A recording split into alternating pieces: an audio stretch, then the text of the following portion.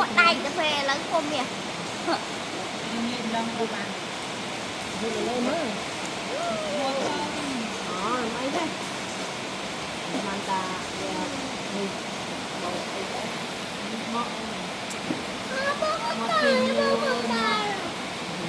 cạnh đây anh á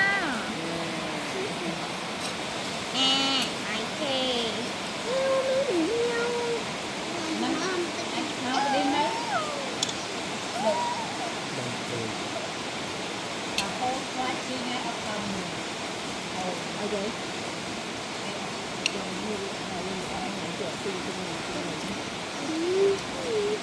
em mắm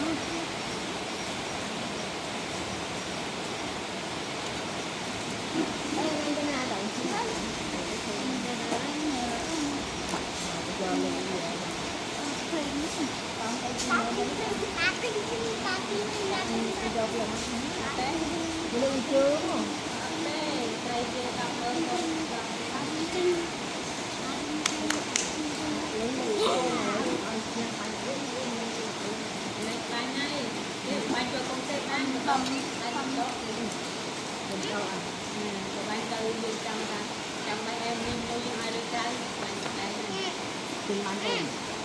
Bánh ở lưới trái này.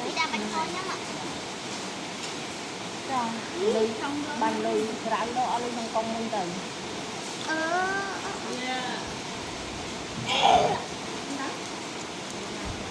Mình đặt dầu.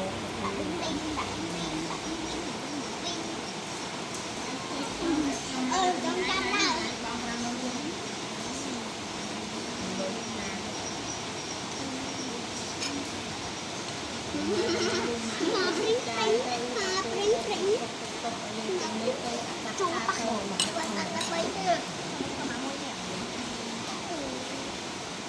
ăn cơm hay chứ?